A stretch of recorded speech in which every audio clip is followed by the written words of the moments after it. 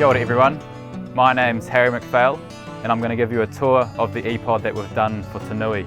An EPOD stands for an emergency point of distribution and are designed to provide resilience and self-sufficiency for rural and isolated communities in the event of a natural disaster or climate change event. So every EPOD comes packed with its internal triage system. We have our 3 sectors, our red sector, orange sector and green sector. These are categorised in order of importance. In our red sector, we have our power and communications, our battery supply, our medical equipment and our PPE. We have our EPOD inventory software, which you can scan and get live updates on the inventory within the pods, and we will also send automatic reminders when stock expires or needs to be rotated. Our power systems mean that we can also have Starlink attached to the pods.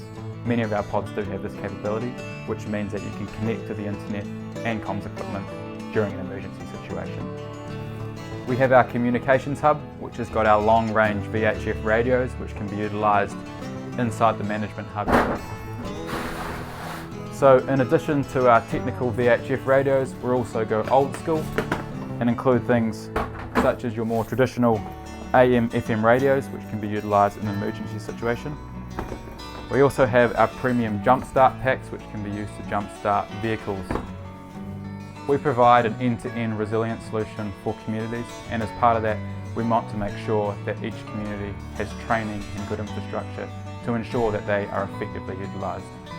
We put together our comprehensive owner's manual, which includes an explanation of the really important things inside the pods, including an explanation of our internal triage system, our servicing and maintenance systems, and then also our suggested EPOD management roles with our emergency lead teams, our resources teams and community lead teams.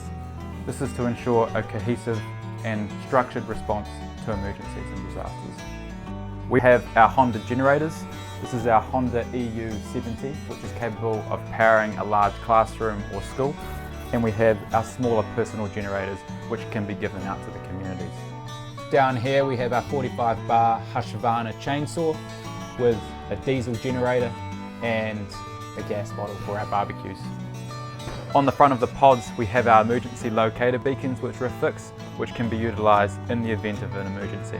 We also install a robust ventilation systems inside the pod. These include 4 side panel vents and also 2 whirlybird vents at the top of the pods. We now move into our orange sector, which is our secondary items. It includes things such as tools and equipments, our high-vis and PPE, our ropes, power systems and tarpaulins. We have a wide variety of tools here that can be used in response to emergencies and disasters, such as axes, sledgehammers, spades, shovels. Here's an example of just everything that we pack. This includes all our hand tools, so saws, hammers and bolt cutters. We then have our extension cords, tarpaulins. We also have our cooking equipment, which includes our portable gas cookers and barbecue, our butane gas canisters, and also all our pots and pans. So for example, let's just have a look here. Gas cookers.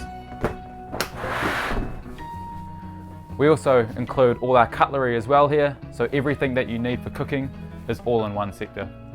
So down the bottom we have our camping toilets, our toilet paper supply.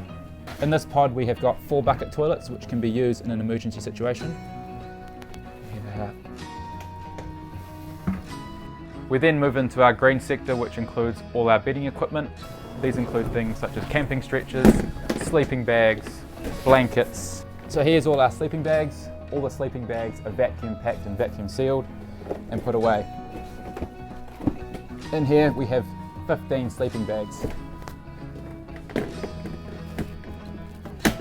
We then move into our long-term food stock supply. We like to have a mixture of MRE long-term food, which has a shelf life of up to 25 years. All of it is dehydrated and simply requires water to mix in. We then beef up those stocks with a non-perishable food supply. So here's all our brew gears. We've got all our long-term milk, classic Milo, tea and coffee. Then we have a noodle supply and breakfast cereals. A range of canned food, as you can see here. Baked beans, spaghettis. We also have a range of dry pet food and wet pet food. As you can see here, we have our Tux dog biscuits and some canned dog food. We also have an emergency water supply which can be utilised for up to 7 days. We have a cardboard box supply. This is utilised in emergencies where people might need to store things inside their house or take them from it. It also means that we can distribute resources in an event to certain families. For example, this might include a food supply, a water supply and a battery supply. In Tanui, we're planning for an emergency situation, potentially when school is about. So what we also do is we've included a morale box, which is for school children to keep them busy in an emergency situation. In the event that they had to stay overnight, we have some soft toys, cards, colouring in books to keep them entertained. We have thought of absolutely everything you practically need in an emergency event. And we also include our dangerous goods storage, which enables rural and isolated communities to store up to 250 litres of petrol or diesel. And we'll send automatic updates and reminders when the stock expires.